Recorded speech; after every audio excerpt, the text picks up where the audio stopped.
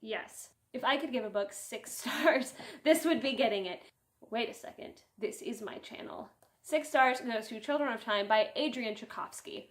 So good. Gosh. Okay, so this book was originally published in 2015, republished again in America in 2018, and it won the Arthur C. Clarke Award for excellence. Okay, so we're going to talk about these stars, why this book earned these stars, and why you need to read this book.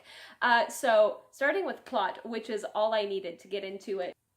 Earth is dying, because humans live in it and they kind of destroy everything. So what they do is they get a spaceship, they get a planet that's kind of like Earth, they make it exactly like Earth, they make it mostly like Earth. And they send a bunch of monkeys away with this virus that is supposed to make them evolve super quick. So they can monitor them, see how well they take care of their new world, and just expand humanity as much as they can, because that's what viruses have to do. So all the monkeys die. That's not a spoiler. It happens like in the first chapter. All the monkeys die, get blown up, but the virus still lands on this planet. So what evolves instead? Everyone's worst nightmare, the spiders. So this is about spiders that become intelligent and get bigger and form colonies and form countries and form alliances and get smart and have technology, and it is the coolest freaking thing ever. Meanwhile, years and years later, like 2,000 years later, the very last bit of humanity is in a ship trying to find a new home. So they find this nice planet right here that, hey, looks a lot like Earth, I wonder why. And they're all like, hey, I want to live on that too. And yeah, no, there are a lot of beautiful complications within the two. This book, I think, spans over 3,000 years of stuff. Since it's space and hypersleep is a thing, people can keep going to sleep, waking up, going to sleep, waking up once they get to their destination. So a lot of time passes, so you get to see this race evolve in its entirety, while seeing the humans kind of stay the same. Of course, it gains its other star from emotion. This had me at the edge of my seat the whole time. I was totally invested in all of the characters. One of the cool thing is, and this is going to go into characters too, since, that's another 2 stars. What it does is it goes down a family line of the spiders while doing it. So you still kind of follow the same people. They share the same genetics as their ancestors, kind of the same ideas. A really cool thing is that the virus that's in them is known as an understanding. So like a person, whenever they gain an understanding, it's passed down to their children and they already know it. So they can just keep building and building and building off of it. It is, of course, the characters are dynamic because it's a system of characters just going down the line. So you get to see every change within the society and every new idea, how they adapt to it, how spiders live in this kind of world, and how they react to humans whenever they're knocking on the door as well.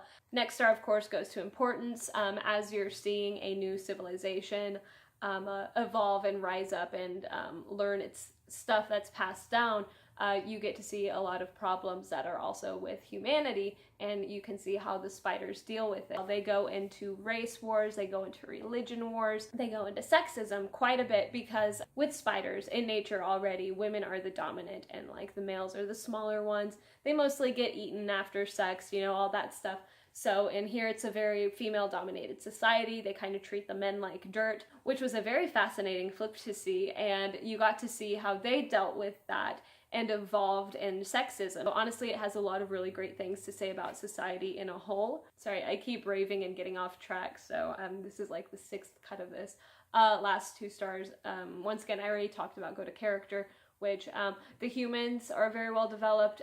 Whenever you do flip to the human side of things, it's mainly told from the perspective of a historian that's in the group, who is needed whenever they come across old world technology, whenever they come with that, and it's kind of his struggle going through hypersleep and waking up with everything being changed so often. It's kind of really jarring every time he goes into hypersleep. So you get to deal a lot with the psychological aspect of that. As for the spiders, it's really good.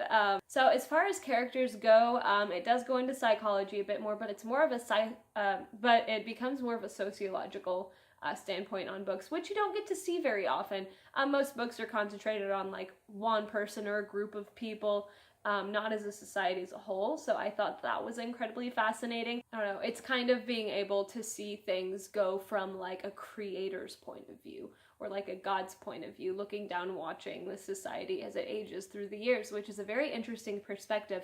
Honestly, if you guys know of any other books like that where you just view an entire world or something, I would be incredibly fascinated to read some more. If you can think of anything, leave some comments down below, because that's a genre I never even knew that I needed. The second book is going to be coming out this year. I am way excited for that.